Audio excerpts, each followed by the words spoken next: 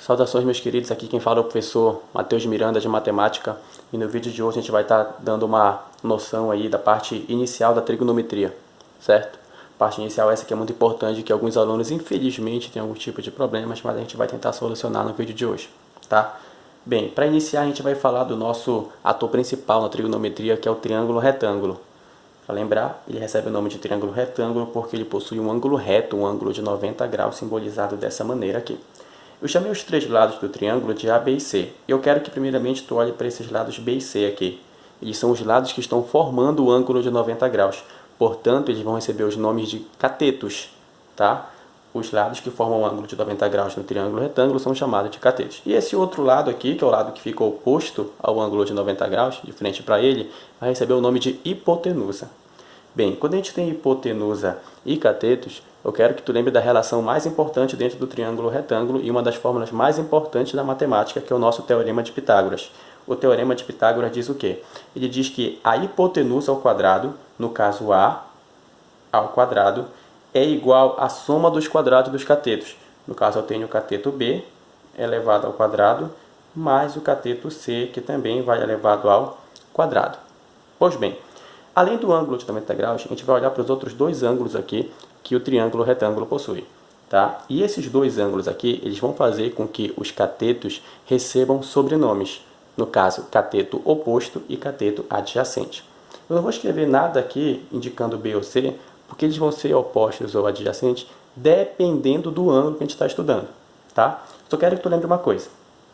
O triângulo retângulo, assim como qualquer triângulo, a soma dos ângulos internos dele tem que dar 180 graus. Agora, para ser retângulo, o ângulo de 90 graus tem que aparecer. Se eu já tenho o ângulo de 90 graus, falta quanto para 180? Falta 90. Então, esses outros dois ângulos que eu chamei de alfa e beta, eles têm que, somados, dar 90 graus, que são os 90 graus que estão faltando para os 180 dentro do triângulo aqui. Então, eu vou colocar bem aqui que os outros ângulos alfa e beta, somados, eles são iguais a 90 graus. Que na matemática a gente chama isso de ângulos complementares. Ângulos complementares são aqueles que somados dão 90 graus. Tranquilo? Beleza. Agora, dentro da trigonometria aí, a gente vai estudar essas três razões muito importantes aí, que são seno, cosseno e tangente. Eu quero que tu lembre uma coisa. O seno, ele sempre vai ser a divisão do cateto oposto pela hipotenusa. Seno é cateto oposto dividido pela hipotenusa. Já o cosseno, ele vai ser o cateto adjacente sobre a hipotenusa. Lembra que eu te falei sobre os nomes dos catetos, tá? E a tangente, ela vai ser o cateto oposto dividido pelo cateto adjacente. Isso aqui é uma consequência. Por que uma consequência? Porque a tangente, mesmo, ela é a divisão do seno pelo cosseno. Tangente é seno dividido pelo cosseno. E quando eu faço essa divisão aqui, essa divisão do seno pelo cosseno, o resultado vai dar cateto oposto pelo cateto adjacente. Tá ok? Agora, bora olhar aí para cada um dos catetos e reparar se eles são adjacente ou oposto. Mas aí, claro, a gente vai ter que estar estudando o ângulo, tá? Por exemplo, eu quero estudar seno, cosseno e tangente de alfa. Bora olhar para o alfa aqui. Se eu olhar para o alfa, o cateto B está de frente para esse ângulo, ele não está tocando, ele é oposto. Por isso o cateto B é o cateto oposto a alfa. Já o C, claro, que é o que está tocando, que está vizinho ao ângulo, a gente vai chamar de cateto adjacente. Certo? O A continua sendo a hipotenusa normalmente. Tranquilo? Então, quando a gente for estudar o seno de alfa, cateto oposto B pela hipotenusa A. Então, vai ser a divisão B sobre A. Já o cosseno de alfa, cosseno é cateto adjacente, no caso C, dividido pela hipotenusa A. Tangente. Tangente é cateto oposto, no caso B, dividido pelo cateto adjacente C. Tranquilo?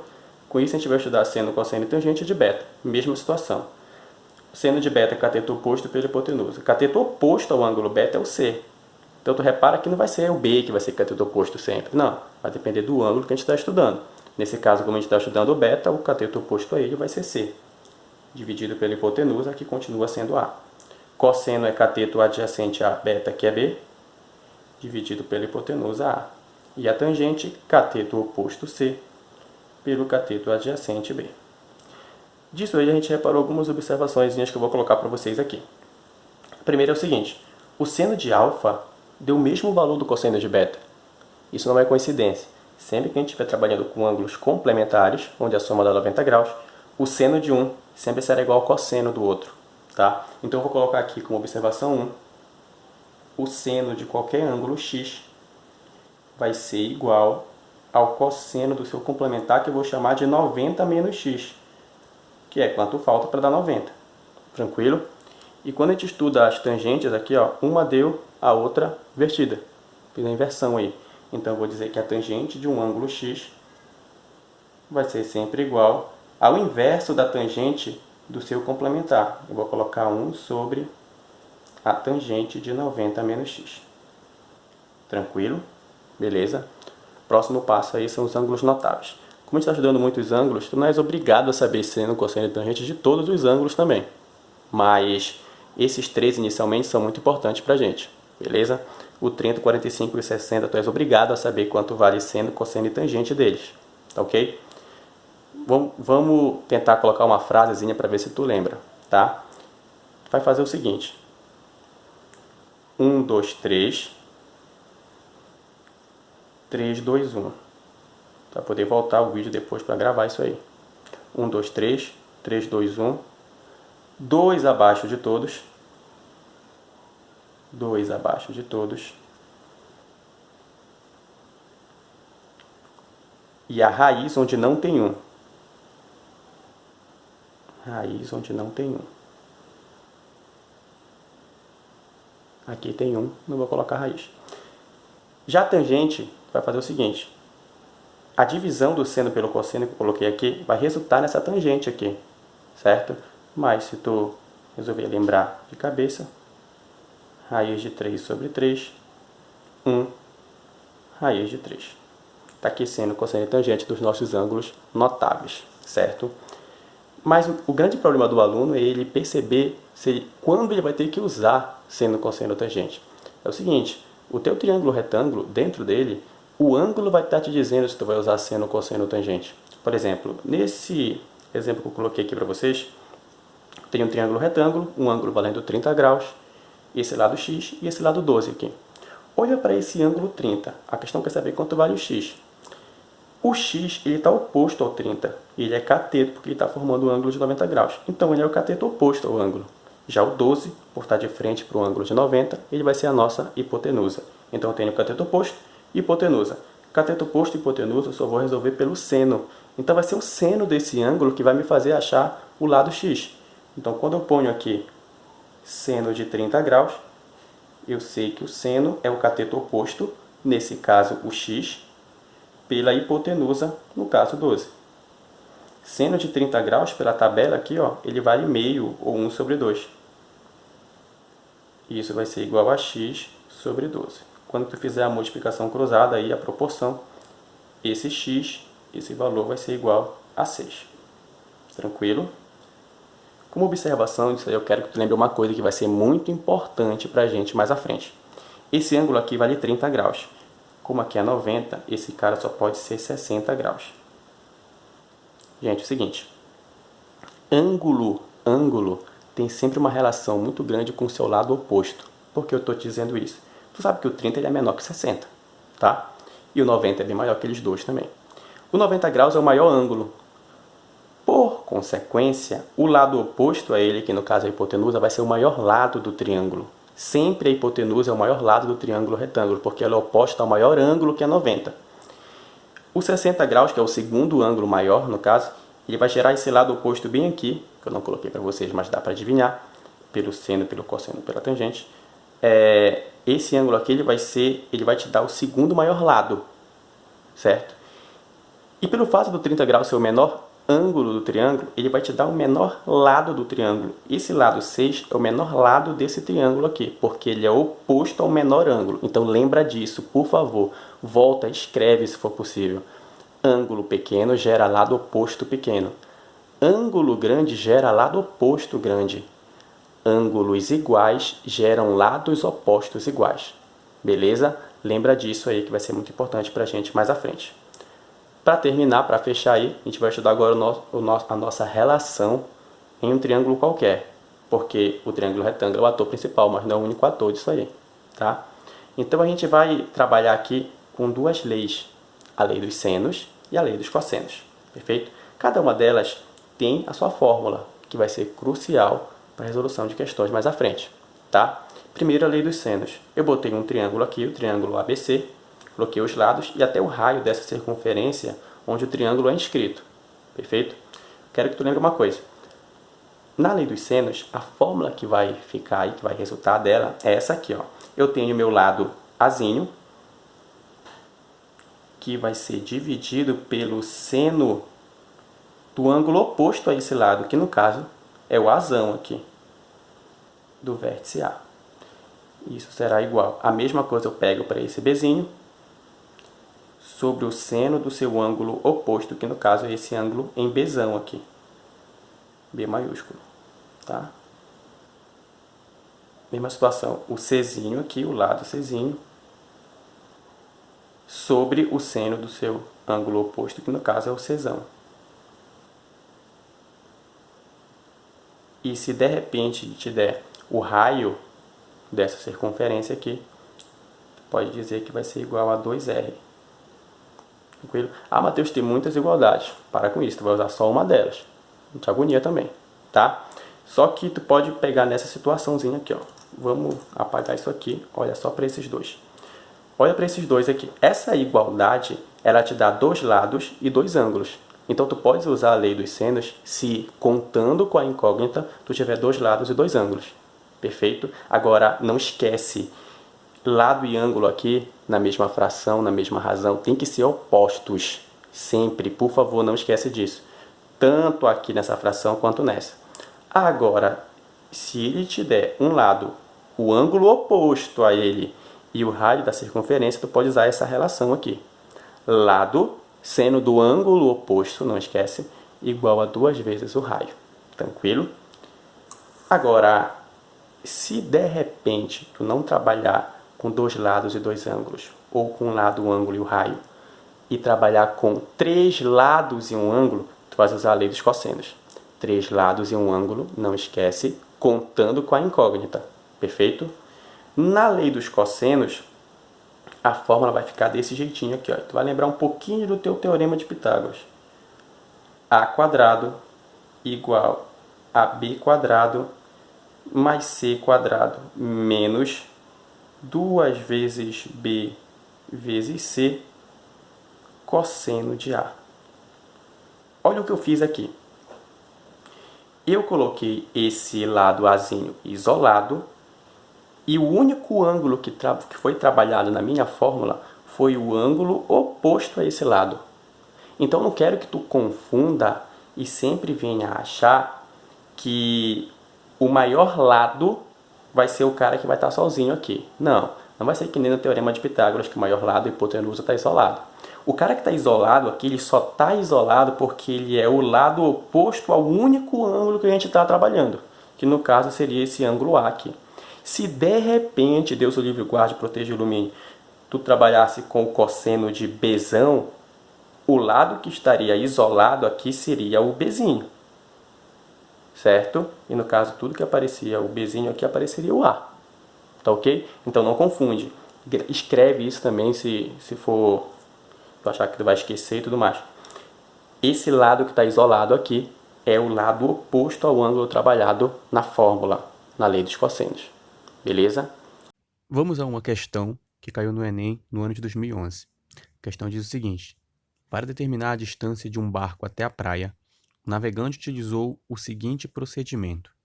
A partir de um ponto A, mediu o ângulo visual alfa, fazendo mira em um ponto P da praia. Mantendo o barco no mesmo sentido, ele seguiu até um ponto B, de modo que fosse possível ver o mesmo ponto P da praia, no entanto, sob um ângulo visual 2α. A figura ilustra a situação. É centralizado aí a figura ilustrando a situação da trajetória do barco. Ele estava no ponto A, foi em direção ao ponto B e seguiu a mesma trajetória, sempre mirando no ponto P da praia, certo? Suponha que o navegante tenha medido o ângulo alfa igual a 30 graus e ao chegar ao ponto B, verificou que o barco havia percorrido a distância AB igual a 2.000 metros. Com base nesses dados e mantendo a mesma trajetória, a menor distância do barco até o ponto P será... Bom, vamos lá à resolução da questão. A questão quer saber quanto vale a menor distância do ponto P até um ponto da trajetória que o barco vai ter, certo? Nesse caso, a menor distância que a gente vai obter aí nessa figura, nesse desenho, nessa situação, é essa distância que eu coloquei em roxo para vocês aqui. É sempre uma reta que forma um ângulo de 90 graus com essa trajetória aqui. Então, eu acabei de montar aqui um triângulo retângulo. Por quê? Porque eu tenho meu ângulo de 90 graus bem aqui. Tranquilo? Vamos às informações que a questão dá pra gente. Esse ângulo alfa aqui, ele vale 30 graus. Então, eu vou logo colocar aqui valendo 30 graus, certo? Esse ângulo bem aqui vale 30 graus. Pelo fato desse cara aqui ser 2 alfa, então eu sei que ele vale 60 graus, certo? 2 alfa, 2 vezes 30, 60 graus. Eu vou chamar esse ponto aqui de C, só para a gente ter um norte aí na resolução da questão, tá? Eu quero que tu foque agora no meu triângulo ABP, esse triângulo bem aqui, tá? Pois bem, esse ângulo aqui vale 60 graus. Se eu fosse completar essa meia volta bem aqui, ó, eu teria 180 graus, não teria? Só que eu já tenho 60 graus. Para completar esse 180, esse ângulo bem aqui só pode ser 120. Continua olhando para esse triângulo ABP. Dentro do triângulo ABP, eu tenho 30, 120 e 150 graus internos. Só que tu sabes que a soma dos ângulos internos de um triângulo é 180. Para completar esses 180, esse cara bem aqui, ó, esse outro ângulo, ele só pode ser 30 graus. Perfeito? 30 graus. O que foi que eu te disse no vídeo? Eu te falei que ângulo pequeno gerava lado oposto pequeno. Ângulo grande gerava lado oposto grande. Ângulos iguais irão gerar lados opostos iguais. A questão deu para a gente esse lado AB valendo 2.000. Então, eu sei que bem aqui vale 2.000 metros. Certo? E esse 2.000, ele é oposto a esse ângulo de 30. Quer dizer o quê? Esse outro ângulo, 30 graus aqui, o lado oposto a ele também tem que valer quanto? 2.000. Perfeito. Então, a gente vai colocar 2.000 bem aqui, ó, nesse lado BP. Esse lado BP agora vale 2.000 essa distância. A questão quer saber quanto vale esse cara bem aqui, que eu vou chamar de x, ó. Só que repara bem para o meu triângulo retângulo agora, o triângulo BPC. O que eu tenho no meu triângulo retângulo? Esse lado que vale 2.000, que é oposto ao ângulo de 90, ou seja, eu tenho a hipotenusa. E a questão quer saber quanto vale esse lado x, que é oposto ao ângulo de 60 graus aqui. Lado x, esse que está formando o ângulo de 90. Quem forma o ângulo de 90 é cateto. Perfeito. Então, o cateto ele é um cateto oposto ao ângulo de 60. Espera aí, eu tenho cateto oposto e tenho hipotenusa, resolvo por qual razão? Eu vou resolver por seno. Beleza.